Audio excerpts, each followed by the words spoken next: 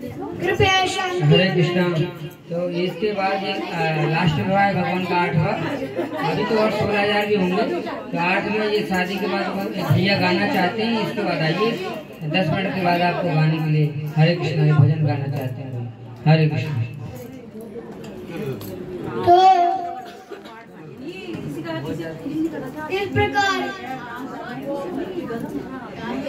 इस प्रकार जो है 7वां विवाह भद्रा के साथ। और इसका हीटर चला दिया क्या? बनाए रखे। लाल लाइट चल रही है, लाल लाइट में तो खुद का विवाह होता है तो नाचते हैं, झूमते हैं, बात बिल्कुल नहीं करते। भगवान का विवाह हो गए तो बातों की तो ढेर लग गई। तो 7वां विवाह भद्रा के साथ भगवान का हुआ। 7वां विवाह भगवान के साथ भद्रा का हुआ। 8वां विवाह किसका? लक्ष्मणा का आता है। भैया लक्ष्मणा का विवाह इस प्रकार आता है। ये जितनी भी अभी ये तो अभी 7 पटरानी हुई। 8वीं पटरानी कौन है? लक्ष्मणा। 8वां विवाह किसके साथ? भगवान के साथ हुआ। लक्ष्मणा नाम क्यों पड़ा? लक्ष्य साधा। किसने लक्ष्य साधा? भगवान ने लक्ष्य साधा। भगवान ने किसका लक्ष्य साधा? मछली थी। मछली को क्या मारना था? उबाड़ लगाना था। जैसे द्रौपदी और अर्जुन का हुआ था। द्रौपदी जी का स्वयंवर हुआ था। अर्जुन ने क्या किया था कि मटके के पानी में देखकर क्या ऊपर धनुष चलाया था और स्वयंवर को जीता था। वैसे ही उसी प्रकार यहाँ भगवान श्री कृष्ण क्या कर रहे हैं? लक्ष्य साध रहे हैं और लक्ष्य साध कर क्या नीचे देखकर बाण मार रहे हैं। इस प्रकार जो लक्ष्य जैसे ही साधा कोई नहीं कर पाया। बड़े बड़े राजा आए, बड़े बड़े महर्षि आए, किंतु जैसे ही भगवान श्री कृष्ण गए और भगवान श्री कृष्ण ने लक्ष्य साधा और जैसे ही कर दिया तो वह 8वां विवाह भगवान का लक्ष्मणा के साथ है गया। बोले भगवान भक्तवत्सल भगवान की, लक्ष्मणा माता की, द्वारकाधीश भगवान की। तो इस प्रकार भगवान का 8वां विवाह उसी प्रकार हुआ जैसे द्रौपदी और अर्जुन का हुआ था। उसी प्रकार भगवान ने लक्ष्य साधा और लक्ष्य साध कर जैसे ही स्वयंवर को पूर्ण किया तो जैसे ही स्वयंवर को पूर्ण किया उसके बाद लक्ष्मणा जी का 8वां विवाह जो विवाह था भगवान का वो लक्ष्मणा जी के साथ हुआ। ये तो भगवान की जो 8 पटरानियां हैं। वैसे तो भगवान की कितनी है? 16,108। भैया एक पहले के राजा महाराजा 4 करते थे, 2 करते थे, 10 करते थे। कोई तो ज्यादा कुछ भी कर लेते थे जितना मन करे। किंतु आज तो एक ही बहुत है। एक ही। पर उसमें भी हम क्या कहते हैं? हम 2 और हमारे 2। हमारा एक ही बोलो। अब तो हम तो हमारा एक और हो जाएगा। तो मेरे तो 2 ही हैं। तो हम तो हमारे तो हम सोचते हैं पर पहले के राजा तो चाहे जितना चाहे उतना। अब तो इतनी रोक टोक है कि कैसे पहले तो ले आए तो कोई बात नहीं, जीत लिया है तो जीत लिया है। कोई रानी ये नहीं कहती थी कि तुमने कैसे लेकर आ गए। आजकल तो नशे में भी आ जाए तो जो स्त्री होती है वो तो भगा के मार देती है। तो फ्री क्यों छोड़े उनको? पर भगवान के तो 16,108 थे भैया। कितनी बार तुम विवाह करोगे? कितनी बार 1-1, 2-2 घंटे के जो मंत्र है वो पढ़ोगे? पढ़त मर जाएंगे भैया। ऐसे तो 8 पटरानियां भगवान की मैंने है। और आपको एक बात रेसिपी बात पता है?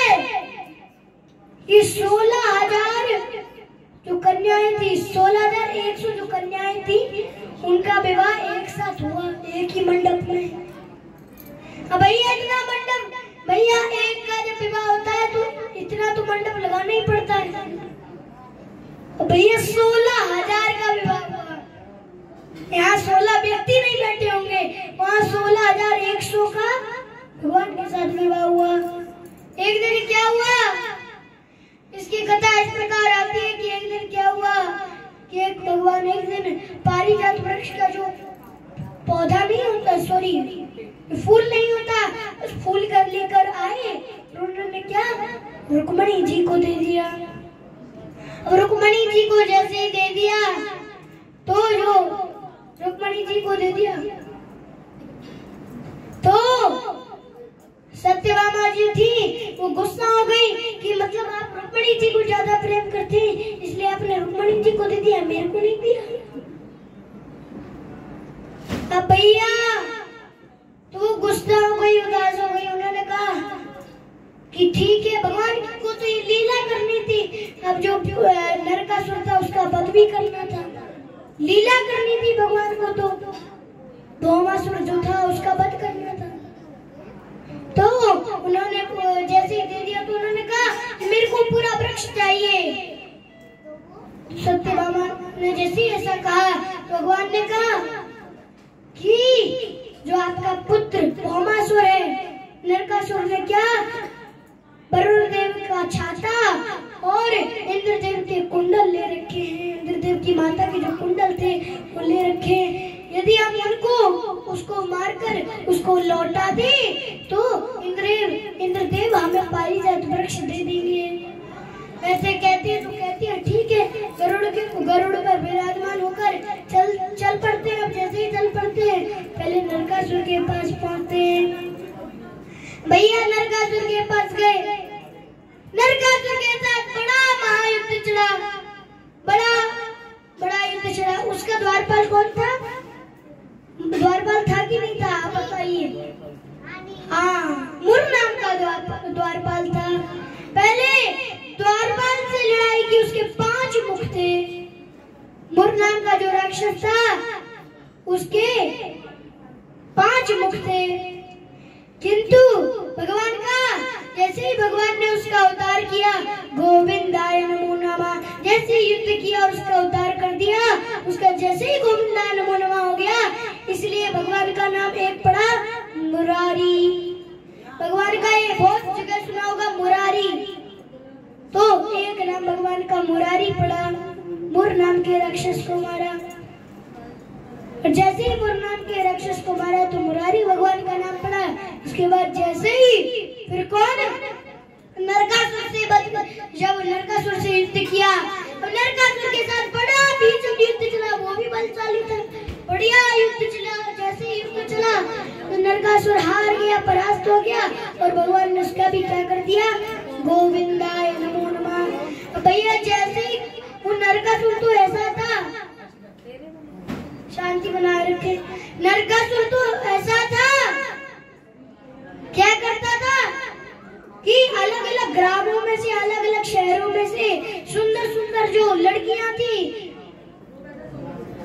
जो उनके मतलब ज्यादा उम्र भी नहीं थी, 18-20 साल की लड़कियां, उनको सुंदर सुंदर लड़कियों को उठाकर लेकर आता था, और क्या रोज उठाकर लेकर आता था अनेक।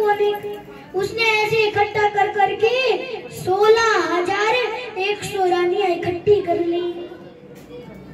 अब भैया उस टाइम तो ये नियम था, यदि किसी के साथ चली गई हमारी पुत्री, हमारी लड़की चली गई तो उसको दोबारा कोई स्वीकार नहीं करेगा। जब सीता जी गई थी तो जो वहाँ के बासी थे उन्होंने क्या कहा था कि सीता जी रावण के यहाँ रहकर आई हैं, कैसे आप रख रहे, पर सीता जी तो पवित्र थी।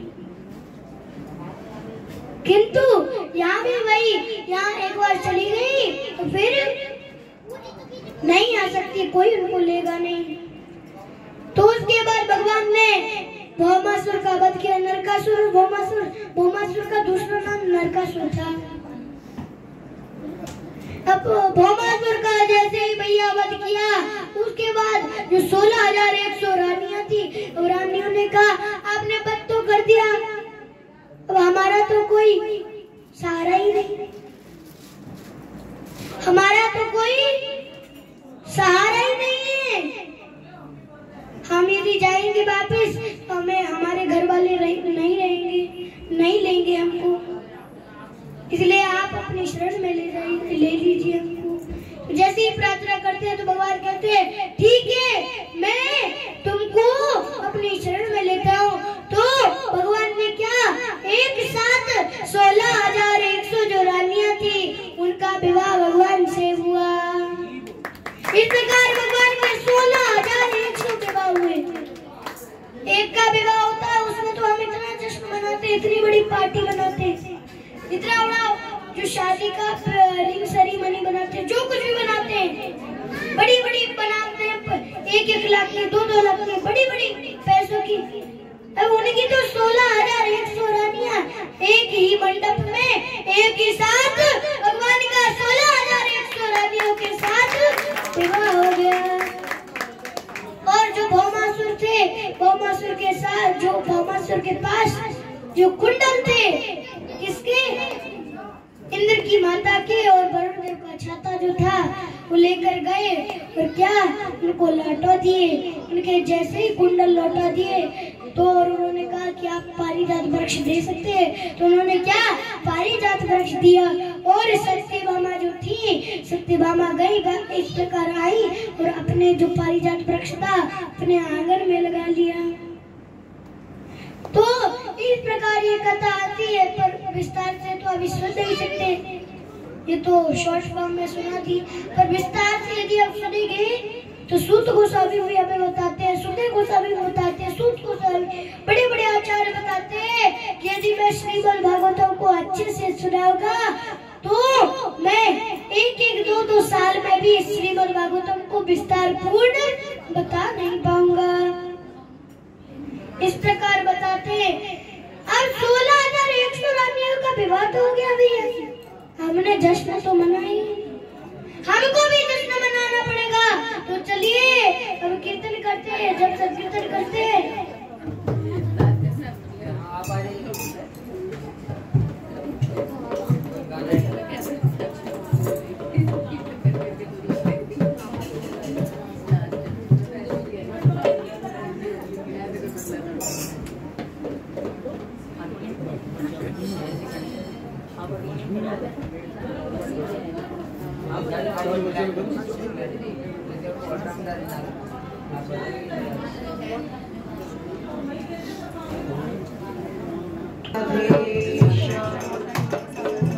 हरि का भजन करो, हरि है तुम्हारा।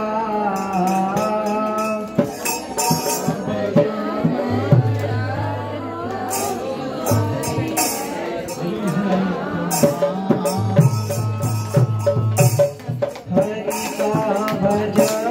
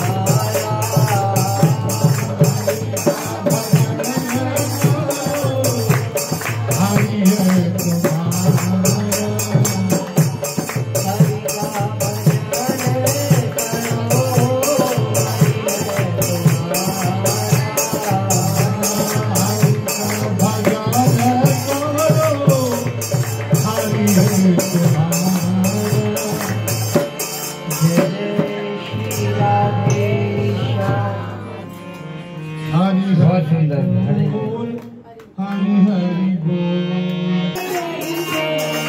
मुकुंद माधव गोविंद बोल।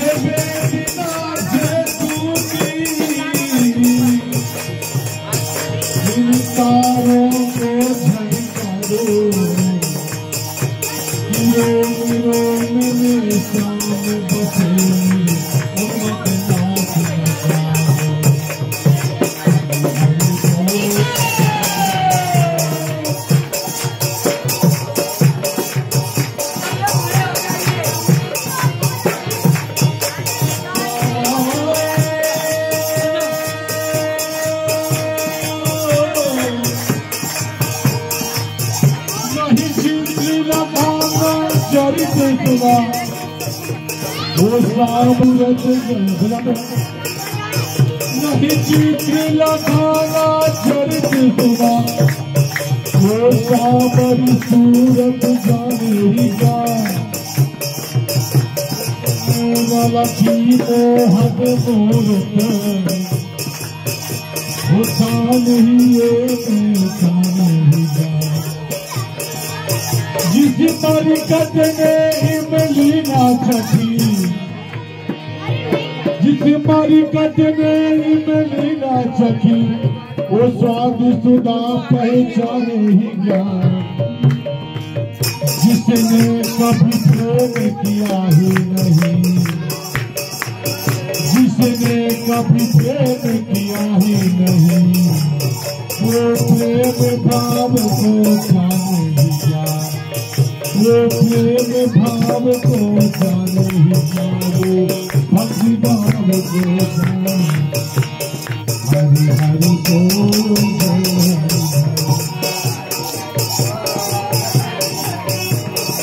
मुकुंद माधव गोविंद बोल मुकुंद माधव गोविंद बोल हरि हरि बोल हरि बोल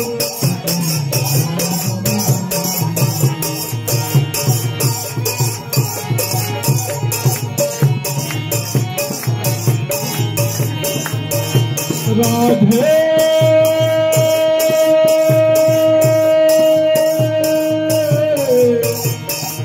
राधे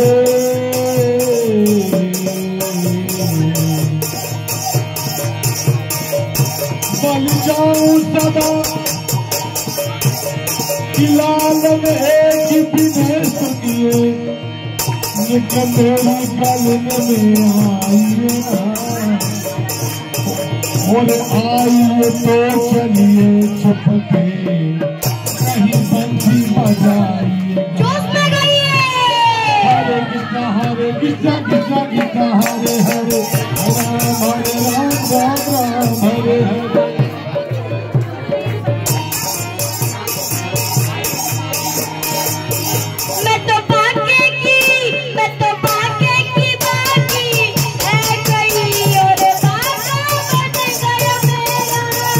तो भाग्य की बातें बन गई मैं तो भाग्य की बाती बन गई और काका बन गया मेरा। गाइए जोश में गाइए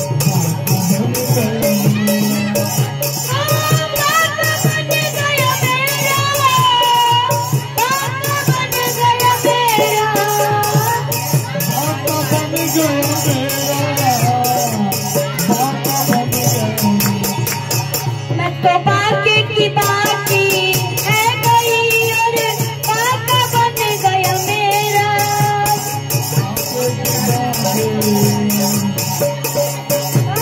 बहना दिल ले गए मोरलिया बारो काना दिल ले गए मोरलिया बारो मोरलिया बारो बसुरिया बारो मोरलिया बारो बसुरिया बारो काना दिल ले गए मोरलिया बारो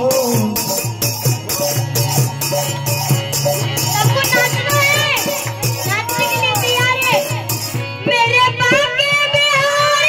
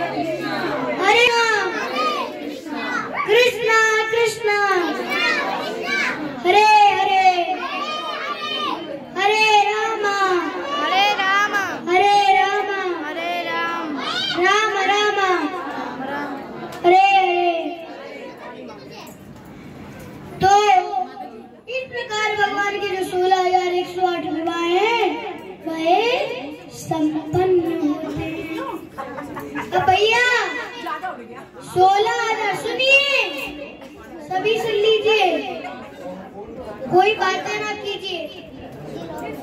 भगवान के 16,108 विवाह हो गए।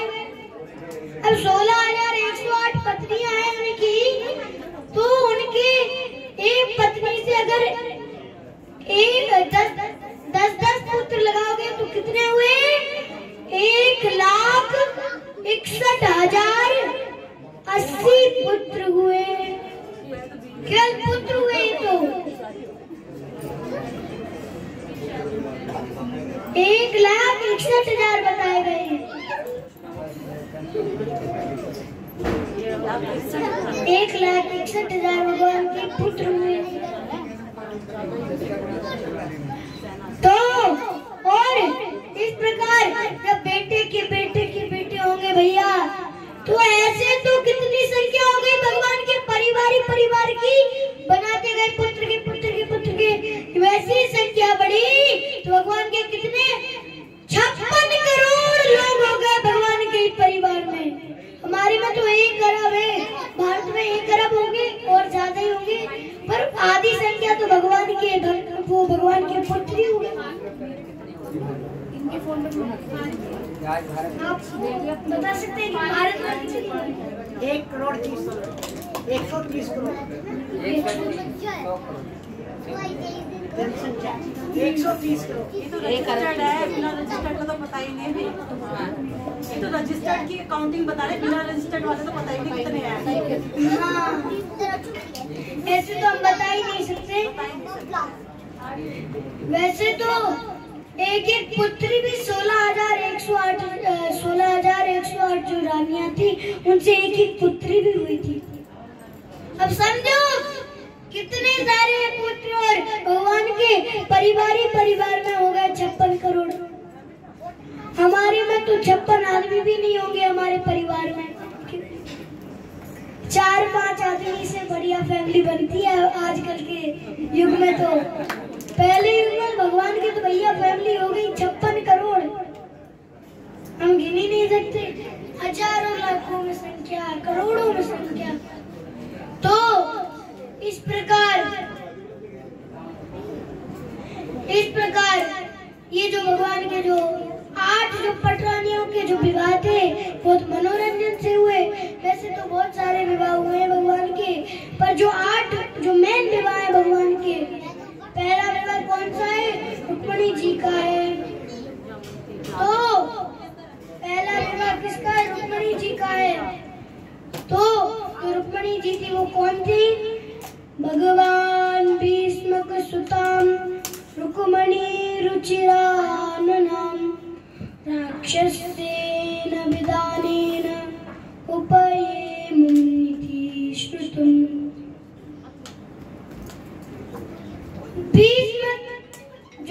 भीष्मक राजा थे, उनकी पुत्री थी रुक्मिणी जी, और वह रक्षेन विदानेना वह उनकी पुत्री थी।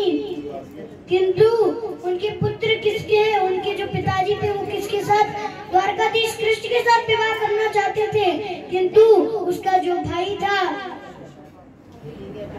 रुक्मी जो था, रुक्मी ने कहा, उसके 5 भाई थे पर उनमें से एक भाई था रुक्मी। तो रुक्मी ने कहा नहीं, द्वारकाधीश कृष्ण के साथ नहीं होगी, किसके साथ? शिशुपाल के साथ होगी। उनके पिताजी चाहते थे क्या? उनके पिताजी चाहते थे कि द्वारकाधीश के साथ जाए, पर शिशुपाल ने कहा, और जो रुक्मी था उनका भाई, उन्होंने कहा नहीं, किसके साथ होगी? शिशुपाल के साथ होगी। पहली रुक्मिणी, दूसरी जामवंती, तीसरी सत्यभामा, चौथी कालिंदी, और 5वीं मित्रविंदा, और 6वीं कौन? नागनी जित्ती, और 7वीं भद्रा, और 8वीं लक्ष्मणा। इस प्रकार ये भगवान की 8 पटरानियां हैं। ये 16,108 भगवान के विवाह हुए। इस प्रकार बहुत सुंदर। इसके बाद लीला आती है। इसके बाद कौन सी लीला आती है? रुक्मिणी जी के साथ हास परिहास, हंसी मजाक। हम भी हंसी मजाक करते हैं। अब आज देख लेते कि भगवान कैसा हंसी मजाक करते हैं। तो एक दिन क्या हुआ कि भगवान लेटे हुए थे, बेड पर लेटे हुए थे और एक दासी उनका पंखा डुला रही थी। रुक्मणी जी आई। जैसे ही रुक्मणी जी आई तो उन्होंने उनसे लिया पंखा और क्या रुक्मणी जी हिलाने लगी भगवान श्री कृष्ण के लिए पंखा। जैसे ही डुलाने लगी भैया तो भगवान क्या हास परिहास कर रहे थे कि रुक्मणी जी आप कितने बड़े राजा की बेटी हो, आप इतने बड़े राजा की बेटी हो, कहाँ मैं कहाँ ग्वाला। आप तो इतने बड़े राजा की बेटी हैं, किंतु आप मेरे साथ कैसे आ गई? आप मेरे साथ कैसे आ गई? आपको ये शोभा नहीं देता। यदि आप चाहती हैं तो क्या करें? अभी भी कुछ नहीं बिगड़ा है, अभी भी जाइए अपने भाई की रुक्मी की शरण में चली जाइए और जो बड़े बड़े राजा शिशुपाल जी हैं, हमारे शिशुपाल जी महाराज हैं, उनसे शादी करिए। कहते हैं भैया शिशुपाल जी से बड़े बड़े राजा जो जरासंध ये सब है, जिससे शादी करनी हो उनसे शादी करो। भैया मैं तो छोटा सा राजा हूँ, पर थे भगवान क्या परमपिता परमेश्वर पूरे जगन्नाथ स्वामी नयन पथगामी, सारे जगत के आदिपति भगवान ही है। पर वो कह रहे जाओ अभी भी कुछ नहीं बिगड़ा भैया, जाओ और सॉरी कह दो और कह दो कि ठीक है मैं शिशुपाल के साथ विवाह कर रही हूँ, अभी कुछ नहीं बिगड़ा। जैसे ऐसे उनकी ये बाणी सुनती है भगवान श्री कृष्ण की तो रुक्मणी जी बेचारी ऐसे सुनते सुनते मूर्छित हो गई, मूर्छित होकर गिर पड़ी।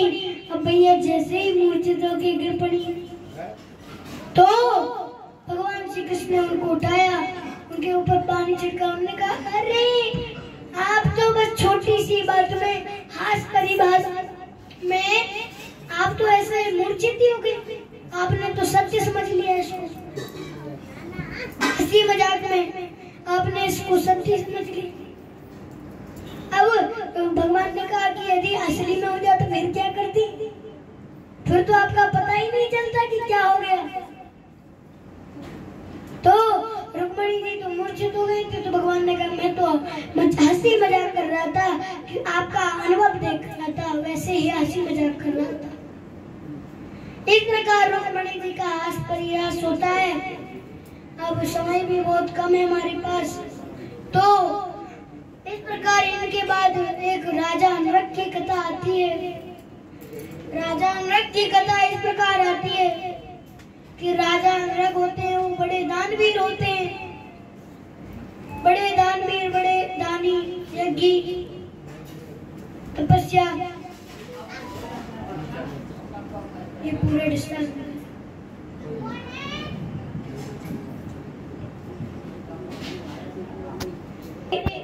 दानवीर थे, बड़े यज्ञी थे, बड़े तपस्वी थे, बड़े तपस्वी थे वो भैया, बड़े तपस्वी थे। तो एक दिन क्या हुआ कि राजा नृग के पास कौन आया? एक मुनि आए, एक मुनि जी आए। अब मुनि जी जैसे आए भैया राजा नृग के पास, अब मुनि जी जैसे ही आए, मुनि जी ने कहा कि आप हमको गाय दे सकते हैं। तो राजा नृग ने कहा अरे आप कोई सी भी गाय लीजिए जो आपको लेनी है। तो एक बढ़िया सी गाय थी राजा नृग ने, जिनको मुनि जी को जैसे साधु संत को दी, संत जी को दी, तो संत जी प्रसन्न होकर लेके गए उस गाय को, लेके गए। वो बढ़िया ज्यादा प्रेम करती थी राजा से, बहुत अच्छे से राजा की गौशाला का पता जानती थी कि यहाँ से ये रहता है। तो क्या वो वापस आ गई, वो गौशाला में वापस आ गई। उसकी जो राजा की तो हजारों गायें थी, उसको पता नहीं चला कि वापस आ गई। तो फिर उसके पास दूसरे मुनि जी आए, दूसरे मुनि जी ने कहा हमको एक गाय चाहिए। तो उन्होंने क्या उसी गाय को दे दिया। उनको ध्यान नहीं आया कि मैं दे चुका हूँ, ये तो वापस आ गई है, पर उनको ध्यान नहीं आया, उनने उसी गाय को दे दिया।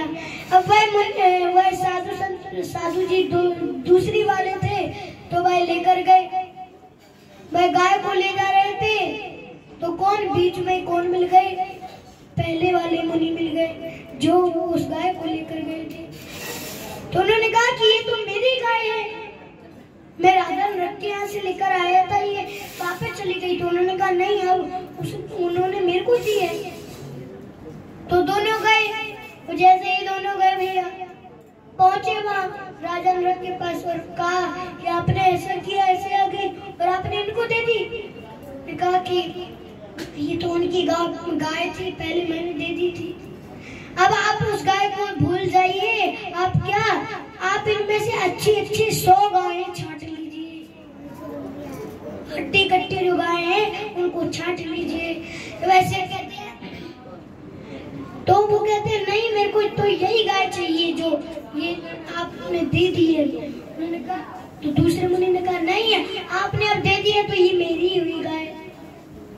तो पहला मुनि मांग रहा है कि पहले मैंने ली थी, इसलिए पहले मेरे को दो, मेरे को दो। तो नहीं दी।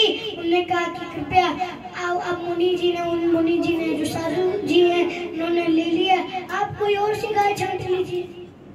वो नहीं माने और उन्होंने श्राप दे दिया कि जाओ, तुम छिपकली की तरह व्यवहार करते हो, जाओ तुम क्या छिपकली बन जाओ, लिजार्ड बन जाओ। तो जैसे ही श्राप देते हैं तो कहाँ? कुएं में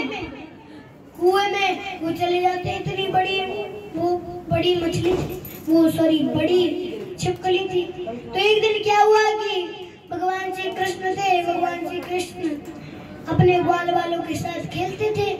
भगवान एक दिन खेल रहे थे तो भगवान को और ग्वाल वालों को प्यास लगी, तो उन्होंने सोचा पानी के लिए कहाँ जाए। भगवान ने कहा हाँ ठीक है, वहाँ जो कुआं है उसमें चलते हैं, उसमें जल होगा, उसको ही पी लेंगे। तो गए दौड़कर, उन्होंने देखा कि कुआं तो सूखा पड़ा है और जैसे ही नीचे देखा तो इतनी बड़ी छिपकली है। अब भैया इतनी बड़ी छिपकली, भगवान ने उनको क्या बाहर निकाला और जैसे उनके ग्वाल वालों ने भगवान ने बाहर निकाला, उनको उद्धार किया। जैसे ही उनका उद्धार किया तो वो प्रार्थना करने लगे, हे भगवान, वो तो मेरे को ऐसे श्राप मिला था, गलती से मेरे पास दोबारा आ गई थी वह गाय। जैसे ही दोबारा आ गई तो मुनि जी ने कहा कि मेरी गाय तुमने ले लिए। तो उन मुनि जी ने मेरे को श्राप दे दिया था, किंतु आपके ये जो हाथ है, ये जो कर कमल है, ये आपके कर कमल मेरे शरीर में, मेरे अंग में टच हो गए। आपका कितना सुंदर शरीर है, कितना सुंदर हाथ है, आपने मेरा उद्धार कर दिया, धन्यवाद। और प्रार्थना करते हैं, बड़ी अच्छी प्रार्थना करते हैं। इस प्रकार राजा जनक की कथा होती है, यही समाप्त होती है। इसके बाद थोड़ा कीर्तन करते हैं, उसके बाद दोबारा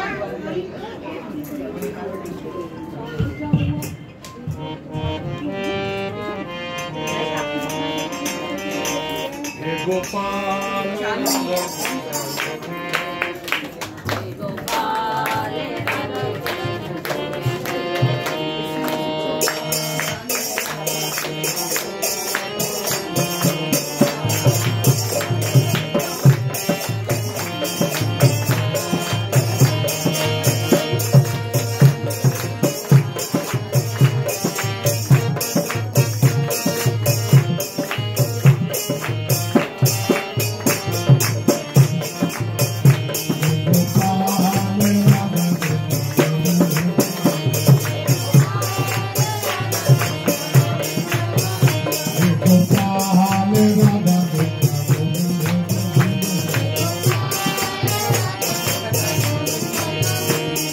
गोविंद गोविंद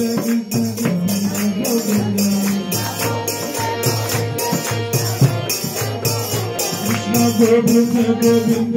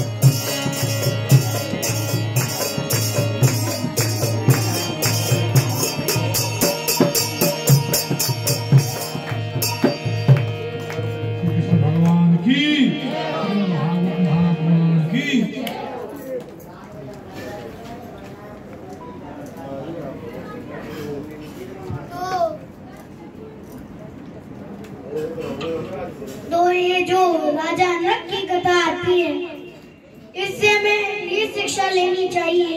इससे हमें क्या शिक्षा मिलती है कि हमें जब भी दान करें, यदि हम दान करें तो सोच समझ के करें।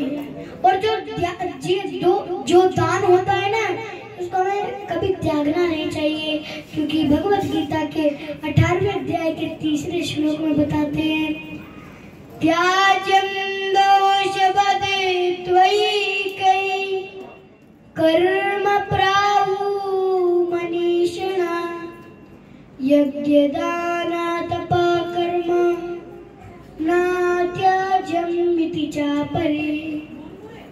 कहते हैं, क्या कहते हैं कि त्याज्यं दोषवदे के ये जो हमें त्यागना होता है, क्या हमें ये चीजें नहीं त्यागना चाहिए। कौन सी चीजें? यज्ञ दान तथा कर्म।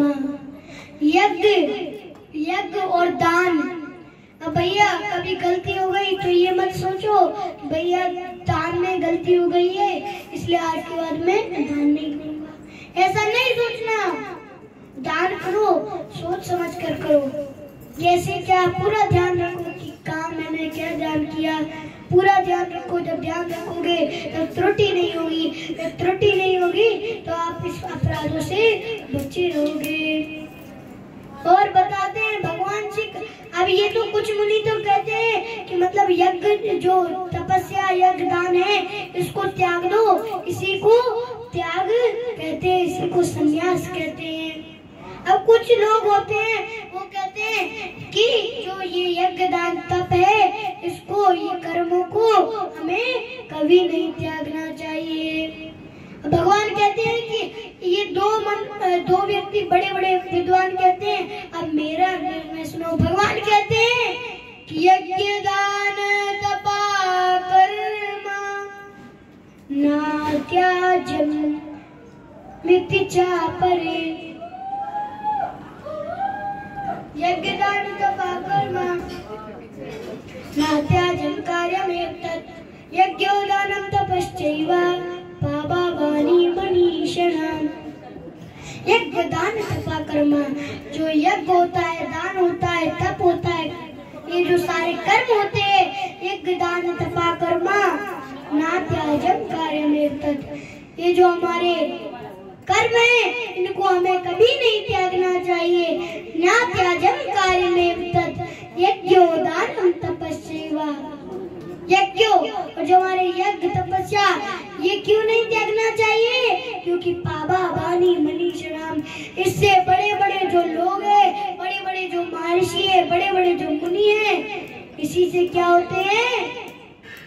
इसी से वह पवित्र होते हैं। इसलिए हमें यज्ञ दान और तप को कभी नहीं त्यागना चाहिए। इससे हमें यही शिक्षा मिलती है कि यदि हम यज्ञ दान कर रहे हैं, यज्ञ कर रहे हैं, तपस्या कर रहे हैं तो ध्यान देकर करें, कभी कोई गलत परिणाम ना हो जाए जिससे हमें इस माया में फंसना पड़े। इसलिए आप इस माया से, भौतिक संसार से यदि बचना है आपको, तो क्या करो, हरे कृष्णा कृष्णा कृष्णा हरे हरे, हरे राम राम राम हरे हरे। अब इसके बाद शिशुपाल का वध आता है। शिशुपाल का वध आता है कि राज सूर्य यज्ञ तो आपने सुना ही होगा। राज सूर्य यज्ञ बड़ा होता है, बड़े बड़े महर्षि, बड़े बड़े अलग अलग जगह से बड़े बड़े महर्षि ब्रह्मर्षि सब आते हैं, राजा बड़े बड़े सभी लोग आते हैं, बड़ी सभा थी। अब उसमें क्या शिशुपाल आया, भगवान श्री कृष्ण आए थे वहां, तो शिशुपाल आया। शिशुपाल ने कहा अब पांडवों के लिए भगवान तो मुख्य थे, क्योंकि भगवान ही ने तो सब कुछ किया, लाक्षागृह से बचाया और जितने भी युद्ध किए उन सभी से बचाया, महाभारत संग्राम में अर्जुन को जिताया। और जब जो क्या बोलते हैं दुर्योधन ने किसको भेजा था, किसको भेजा था, किस मुनि को भेजा था, दुर्वासा जी को भेजा।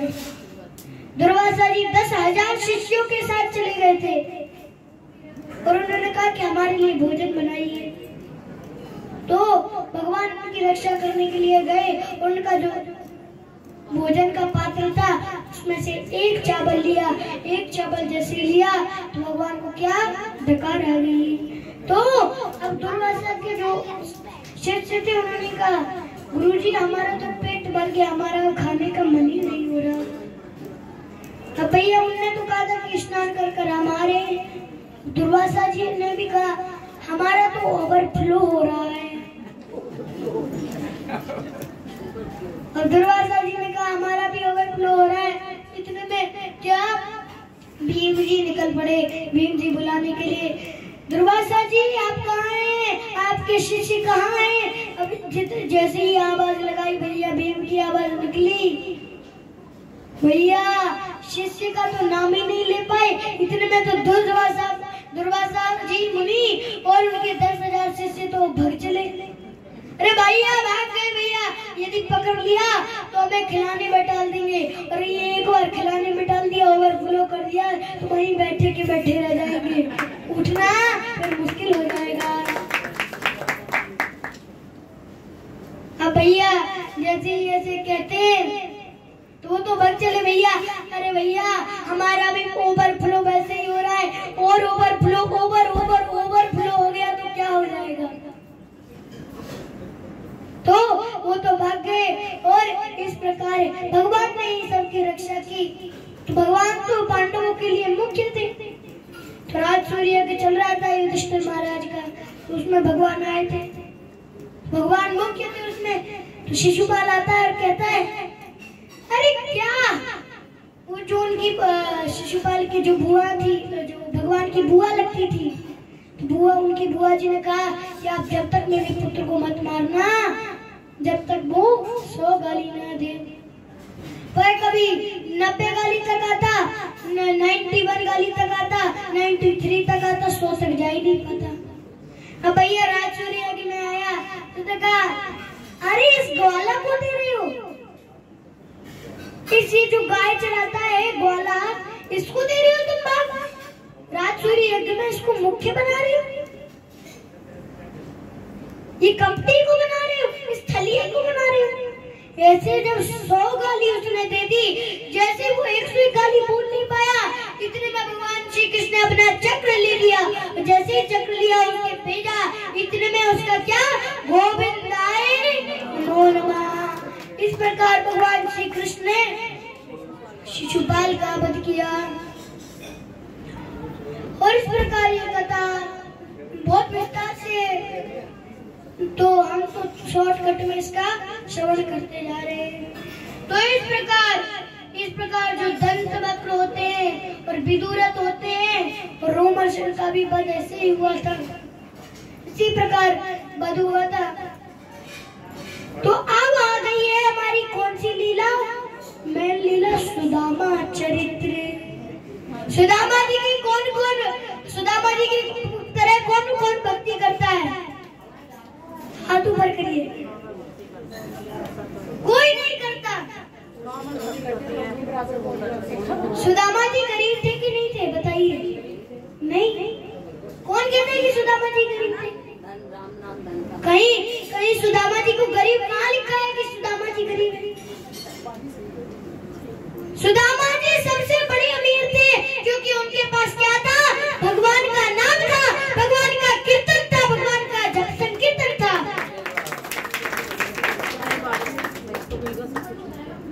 कहाँ सुदामा जी थोड़ी दरिद्र। सुदामा जी की तो कोई कांचा भी नहीं थी। उनकी जो पत्नी थी सुशीला जी थी, उनकी कांचा थी कि हमारे पास दाना है। क्योंकि हम सभी ने अभी तो गरीबी देखी नहीं होगी सुदामा जी की तरह। हम तो अभी मौज मस्त हैं, हमें गरीबी का अभी कोई पता नहीं है। आपने सुदामा जी की गरीबी देखी होती तो आपको पता चलता। सुदामा जी केवल 5 घरों में भिक्षा मांगने जाते थे। उनमें से 5 घरों में केवल भिक्षा मांगने जाते थे। कभी कभी तो मिलता ही नहीं था सुदामा जी को भिक्षा, तो कभी कभी तो केवल जल ग्रहण कर क्या अपना जीवन बिताते थे। कभी कभी तो 3 घर वाले वो तो देते ही नहीं थे, और जो अंतिम के जो 2 घर वाले थे, व्यक्ति थे, वो थोड़े थोड़े चावल जो सुदामा जी उनको दे देते। कई दिन ऐसे भी थे कि सुदामा जी भोजन ही नहीं करते। अब कभी कभी मिल गया, कभी 3 घरों से भी मिल गया या 2 घरों से भी मिल गया, तो वो उसी को संतुष्टि से लेके आ गए। संतुष्टि से जैसे ही लेके आ गए और घर पर प्रसाद पाने वाले थे, उसको ग्रहण करने वाले थे, इतने में कौन? भगवान तो अंतर्यामी, भगवान परीक्षा ले रहे थे। अचानक से कोई भिखारी आया। भिखारी ने कहा कि बाबा, मैं 3 दिन से भूखा हूँ, आपके पास कुछ खाने के लिए प्रसाद है? तो सुदामा जी बस मुंह में डालते नहीं, बस ऐसे ही होने वाला था, मुंह में डालने वाला था, पर जैसे ही उसने सुना बाबा मैंने 3 दिन से खाना नहीं खाया है, कुछ खाने के लिए, सुदामा जी उस चावल को रख देते, अपनी पत्तल को उठाते और पत्तल को उठाकर जैसे ही ले जाते और उसको दे देते, उस व्यक्ति को दे देते। कहते कि लो, तुम सुख शांति से इस भोजन को खाओ। और रात में अकेले कौन पानी पी के रह जाते। उनकी गरीबी थी, हमने देखी नहीं होगी। तो जैसी सुशीला देखती कि ऐसी गरीबी हम कैसे रह पाएंगे, हम तो कुछ ही दिनों में मर ही जाएंगे। तो कहती है सुशीला जी अपने स्वामी सुदामा जी से, कहती हैं कि हे मेरे स्वामी, आपके जो मित्र द्वारकाधीश कृष्ण हैं, आप उनके यहाँ चले जाइए। जैसे ही कहते हैं कि आप उनके यहाँ चले जाइए,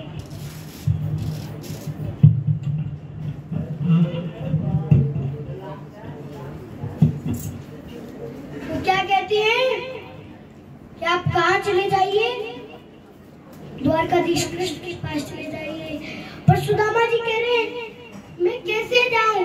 वो कहाँ? सभी राजाओं के राजा कहाँ? द्वारकाधीश कृष्ण है, राजाओं के राजा हैं, और कहाँ मैं इतना गरीब, कोई मेरे को मिलने देगा उनसे? तब 3-4 बार प्रार्थना करती हैं, तब वो अपना जाने का प्लान बनाते हैं। वरना वो नहीं जा रहे थे कि मैं इतने बड़े राजा के पास जाऊंगा, वो भी मेरा मित्र। आपको पता है कि सुदामा जी क्यों गरीब थे? सुदामा जी इसलिए गरीब थे क्योंकि एक दिन क्या हुआ कि जब सुदामा जी और भगवान श्री कृष्ण बचपन में जब पढ़ते थे तो एक दिन क्या हुआ कि एक अम्मा जी थी, एक माता जी थी, बूढ़ी थी वो। अब वो बूढ़ी थी तो वो क्या, उनके पास थोड़े चने थे, वो चने थोड़े लेकर आती थी, उनके पास थोड़े चने रखे थे। तो रात में चोर आए, चोरों ने सोचा कि पोटली शायद से धन की है। रात में चोर आए और चोरों ने क्या किया, उस पोटली को उठाया और भाग लिए। जैसे ही फिर आए वो जो उनका विद्यालय, किनका, संदीपनी मुनि जी का जो विद्यालय है गुरुकुल, उसमें देखा कि उसमें तो बस चने हैं, तो उसको वहीं फेंक दिया, वहीं छोड़ दिया और कहा वो तो चले गए। अब सुबह सुबह गुरु माता झाड़ू लगा रही थी। अब जैसे ही गुरु माता झाड़ू लगा रही थी तो गुरु माता को पोटली मिली, तो उन्होंने उसको संभाल कर क्या कर दिया, उसको संभाल कर रख लिया। उन्होंने सोचा कि मैं अपने जो मेरे शिष्य हैं उसको दे दूंगी, वो खा लेंगे इसको। तो उन्होंने कहा, कृष्ण सुदामा जी को दिया और कहा कि लो भगवान श्री कृष्ण और आप ये मिल बांट कर इन चनों को खा लेना। जैसे ऐसे कहते हैं। अब सुदामा जी तो गए, सुदामा जी तो बड़े वेद पाठी थे, सब जानते थे। तो उन्होंने देखा ये जो चने हैं ये तो श्रापित चने हैं, क्योंकि जो अम्मा थी उनके यहाँ से उनने श्राप दे दिया था कि जो भी मेरे चने को लेके गया है और जिसने भी मेरे चने को खाया है, जिसने भी मेरे चने को जो खाएगा वह मैं उसको श्राप देती हूँ कि वह जीवन भर दरिद्र रहेगा। तो सुदामा जी थे, सुदामा जी तो बड़े वेद पाठी थे, तो उन्होंने देखा कि ये तो श्रापित चने, तो उन्होंने सोचा कि मैं अकेला ही खा लेता हूँ, यदि कृष्ण को दे दूंगा तो कृष्ण दरिद्र हो जाएगा। मेरा कृष्ण, मेरा जो मित्र कृष्ण है वह द्वारकाधीश बना रहे, बड़े बड़े राजाओं का राजा बना रहे, किंतु मैं ऐसा नहीं देख सकता कि मेरा मित्र दरिद्र हो जाए। तो उन्होंने गुरु माता का आदेश था तो पालन भी करना था, उन्होंने पालन भी किया और सारे चने वही खा गए। जैसे ही खा गए, इसलिए तो यहाँ सुदामा जी है दरिद्र हुए इतने। तो उनकी जो पत्नी थी वह कह रही है कि आप क्या करो कि जाओ द्वारकाधीश के पास। जब 3-4 बार प्रार्थना करती है, हे स्वामी कृपया करके जाइए जाइए जाइए, तो वह प्लान बनाते हैं जाने का। उनके लिए तो कोई कपड़े की आवश्यकता नहीं। हम तो यदि वृंदावन भी जा रहे हो, दिल्ली से वृंदावन जा रहे हो, तो हम 10 दिन पहले से पैकिंग करना स्टार्ट कर देंगे कि भैया हम वृंदावन जाने वाले, पैकिंग आज से ही करना प्रारंभ कर दो। उनको कोई शंका नहीं कि पैकिंग करनी है, कपड़े करने, उनकी तो फटी धोती थी। तो इस प्रकार उनकी दरिद्रता को देखकर और उन्होंने कहा कि मैं जा तो रहा हूँ, इतने बड़े राजा के पास जा रहा हूँ, पर कुछ भेड़ तो होनी चाहिए, खाली हाथ जाऊंगा तो उनको कैसा लगेगा। तो जो सुशीला जी होती हैं वह जाती हैं और 5 घरों में से क्या भिक्षा मांग कर लेके आती हैं।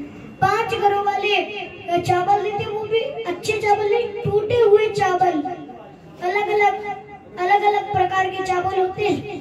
तो जो थे इन्होंने अलग अलग प्रकार के 5 घरों से चावल लिए, तो अलग अलग उनका कलर था, अलग अलग उनका टेस्ट था। तो क्या उनके पास कपड़ा भी नहीं था कि वो किस में चावल भेज दे। उन्होंने क्या किया कि जो उनकी धोती थी उस धोती को पड़ा और उसमें भी इतने सारे छिप थे कि 100 बार लपेटा तब जो जाकर वो पोटली बनी। जैसे ही पोटली बांधकर सुदामा जी को दे दी, जैसे ही सुदामा जी को दे दी, सुदामा जी ने कहा ठीक है मैं चलता हूँ। तो जो सुशीला जी होती है वो कहती है बस मेरा एक उपदेश है, आप वह जाकर द्वारकाधीश कृष्ण से कह देना, बस मेरी एक ही आकांक्षा है कि एक उपदेश दे देंगे। वो कौन सा उपदेश? एक मास दो पाख में दो एकादशी होए, एक मास दो पाख में दो एकादशी होए, सो सो प्रभु दीन दयाल ने नित्य गए प्रतिदिन। कहती है कि एक मास में क्या, एक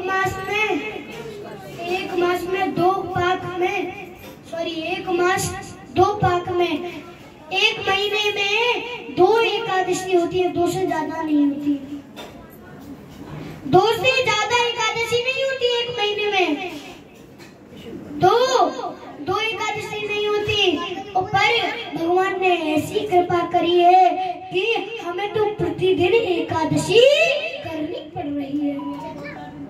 जैसे ऐसे कहती है दामा जी समझ जाते हैं ये भोग विलास की काम चल, तो वो तो भगवान के दान पे चल पड़े लाठी को लेकर। हमारे सुदामा जी तैयार हैं जाने के लिए, प्रस्थान करने के लिए तैयार हैं। द्वारकाधीश कृष्ण जी को यहाँ बिठा दीजिए, सुदामा जी आएंगे। पहले कृष्ण को बुलाइए, पहले द्वारकाधीश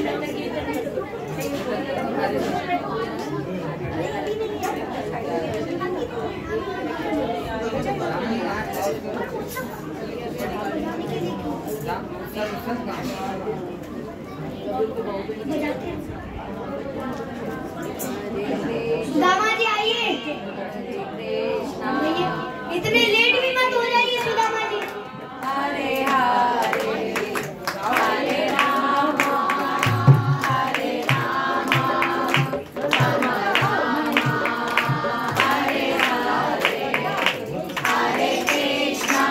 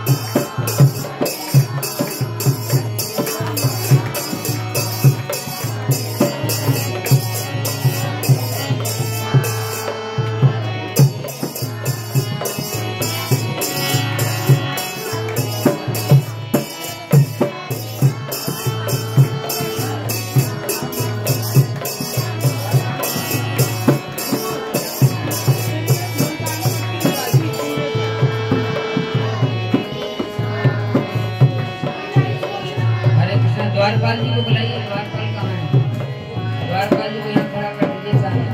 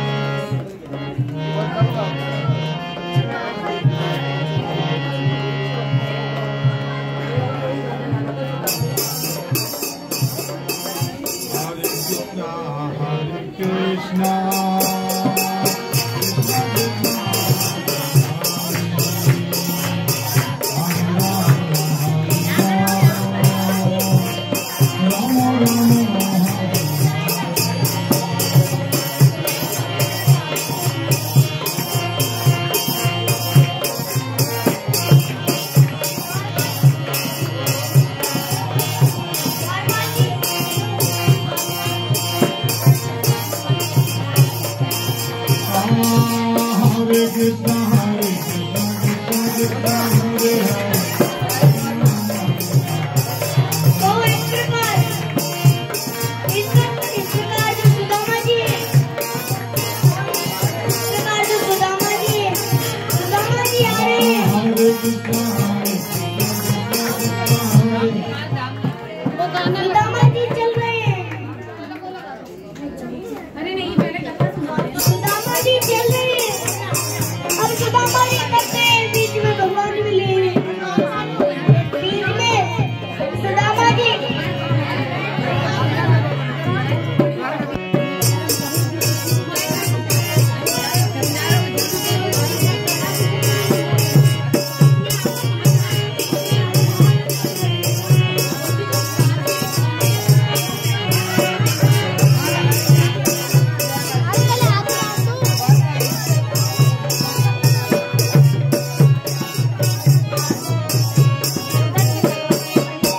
कोई खड़ा नहीं होगा जब सुदामा जी आएंगे। अच्छे से बैठकर दृश्य देखना है।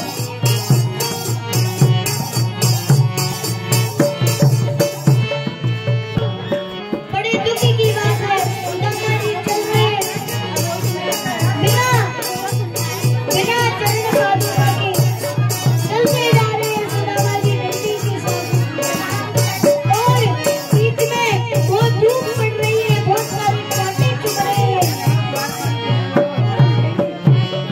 द्वारपाल जी क्या कर रहे हैं?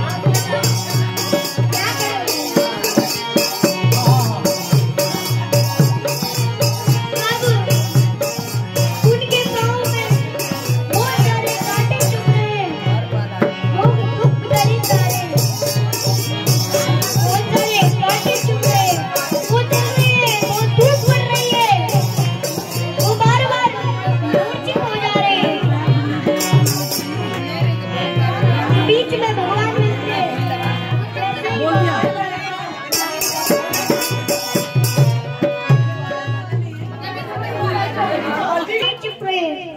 कांटे चुभ रहे हैं और बहुत धूप पड़ रही है। तो जो सुदामा जी है, सुदामा जी मूर्छित हो जाते हैं और सुदामा जी क्या रेस्ट करते हैं, थोड़ा रेस्ट करते हैं एक जगह। जैसे ही सुदामा जी रेस्ट करते हैं, थोड़ा आनंद लेते हैं, उसके बाद कहते हैं बड़े दूर नगरी कैसे आऊं मैं कन्हैया, कैसे आऊं मैं कन्हैया। बड़ी दूर नगरी, बड़ी दूर नगरी कैसे आऊं मैं कन्हैया, कैसे आऊं मैं कन्हैया। बड़ी दूर नगरी, बड़ी दूर नगरी, बड़ी दूर नगरी, बड़ी दूर नगरी। तो इस प्रकार जो सुदामा जी है, सुदामा जी आपके द्वार का बढ़िया बहुत किंतु अचानक से जैसे सुदामा जी प्राप्त करते हैं, हमारे सुदामा जी द्वारका में आ जाते हैं। और भैया जैसे ही द्वारका में आ जाते हैं, उस द्वारका के जो द्वारपाल है, द्वारपाल कहते हैं कि आप कौन हैं? तो भगवान कहते हैं, सुदामा जी कहते हैं अरे द्वारपाल कन्हैया से कह दो लगा, अरे द्वारपाल कन्हैया से कह दो दर पे सुदामा गरीबा गया, दर पे सुदामा गरीबा गया। अरे द्वारपाल कन्हैया से कह दो दर पे सुदामा गरीबा गया है, सुदामा गरीबा गया है, दर पे सुदामा गरीबा गया है। नतन पे पगड़ी, नतन पे जामा, पगड़ी नतन पर जामा। इस प्रकार जैसे ही सुदामा जी आते हैं और कहते हैं कि जाइए भगवान से कहिए, तो द्वारपाल संदेश देता है चप्पा गाने जगत निमित्र प्रभु जाने कोई बस एक ही ग्राम, धोती पटी सी लटी वो तो और पाए को पाए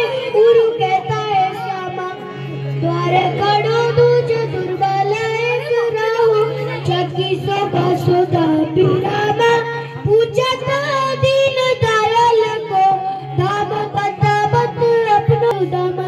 कहते हैं कि मेरा जैसे ही द्वारपाल अंदर जाके कहता है, द्वारपाल अंदर जाके कहता है सू, जैसे ही सू बोलता है इतने में तो भगवान श्री कृष्ण खड़े हो जाते हैं और दौड़ने लगते हैं। सुनते ही दौड़े चले आए मोहन लगाया गले से सुधा मोहन। सुनते ही दौड़े चले आए मोहन लगाया गले से सुदामा को मोहन। इस प्रकार उन्होंने गले में लगाया और क्या लेकर आ रहे हैं सुदामा जी को, सुदामा जी को लेकर आ रहे हैं, गले से लगाया और लेकर आए, संभाल कर लेकर आ रहे हैं। और इस प्रकार लेकर आते हैं तो जैसे ही लेकर अपनी जहां वो स्वयं बैठते थे अपनी राजगद्दी पर, वहां सुदामा जी को बिठाला, सुदामा जी को बिठाल दिया और उनके क्या चरण धोने लगे। अपने आंसुओं से उनने चरण धोने प्रारंभ कर दिया। ऐसे ऐसे भगवान बाहर लेकर आए, उन्होंने चरण धोने जैसे ही प्रारंभ कर दिए, आंसुओं से उन्होंने देखा कि इतने सारे कांटे चुभे हैं उनके पैरों में, तो देखा कि इतने सारे कांटों तो अपने हाथों से निकाल रही है, अपने हाथों से जैसे कांटे निकाल रही है। तो भाई जो कांटे थे उनके निकाल रहे हैं और उनमें से बहुत खून बह रहा है। तो क्या भगवान क्या करते, हाथ से पूछते, अपने राजियों के जो कपड़े होते हैं उसको पोंछते और उनको क्या अपनी पीताम्बर सुदामा जी को डाल देते हैं। अपनी जो पीताम्बरी है वो सुदामा जी को डालते हैं। तो हुआ रुक्मणी का बहुत ही अचंबा, हुआ रुक्मणी का बहुत ही अचंबा। जैसे ही देखा रुक्मणी जी ने कि भैया ऐसे कैसे आए इतने बड़े भक्त सुदामा जी। भाई गाइए, हमारे नारद प्रभु जी वो गाएंगे।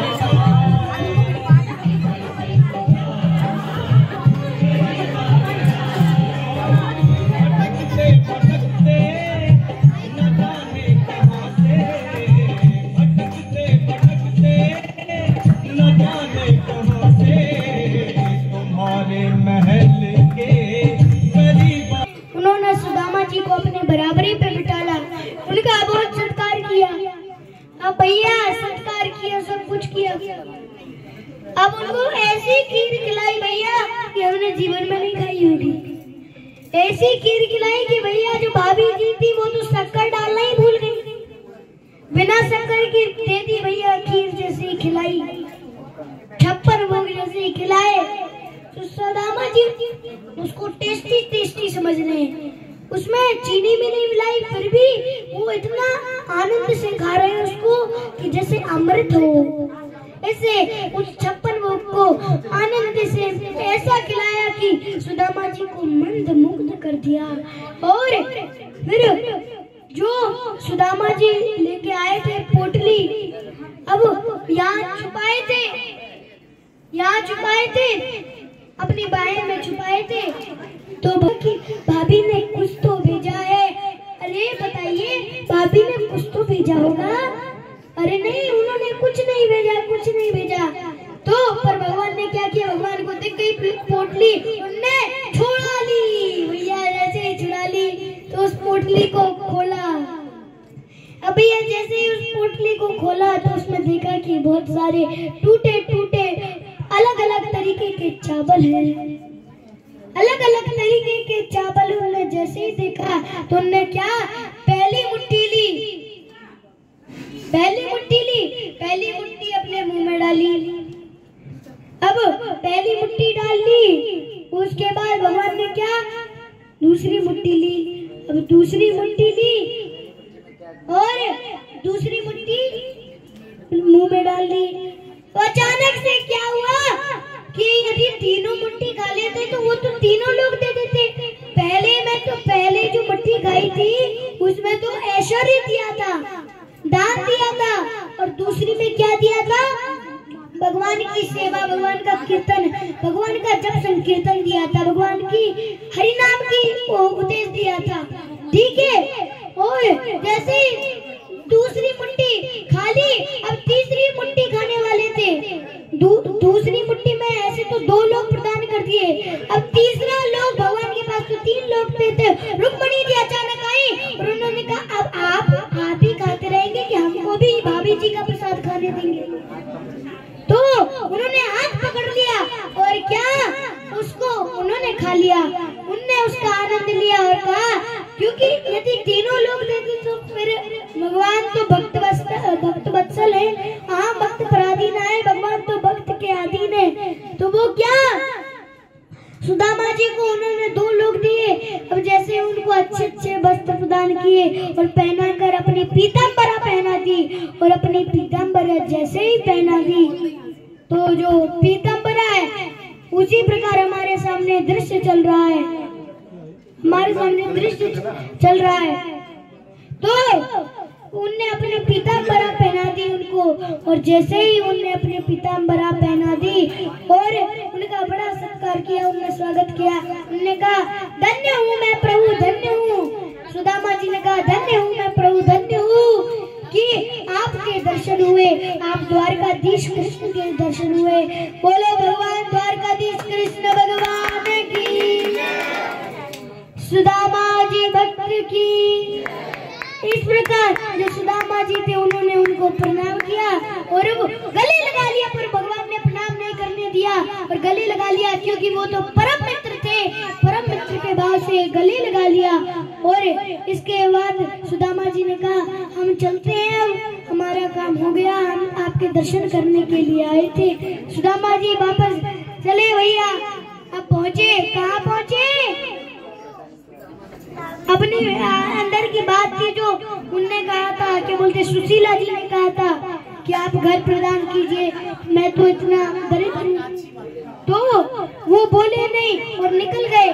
कहाँ, अपनी नगरी के लिए निकल गए, अपने घर के लिए निकले। भैया गए, पहुँचे, कहाँ पहुँचे, सुदामा नगरी में पहुँचे।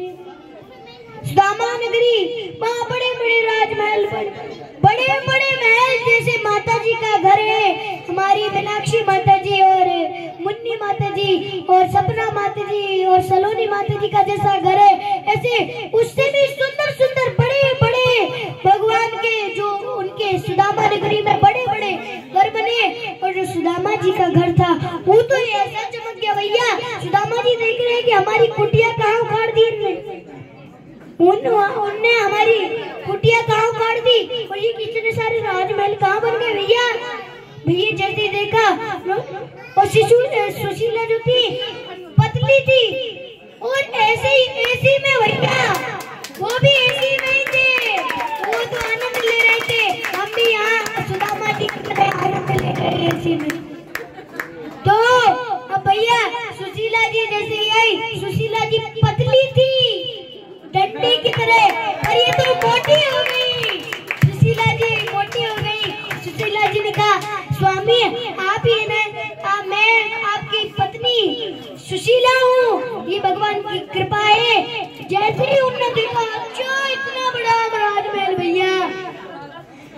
जी तो बड़े मंदमुग्ध हो गई। भैया कितना बढ़िया काम कर दिया आपने।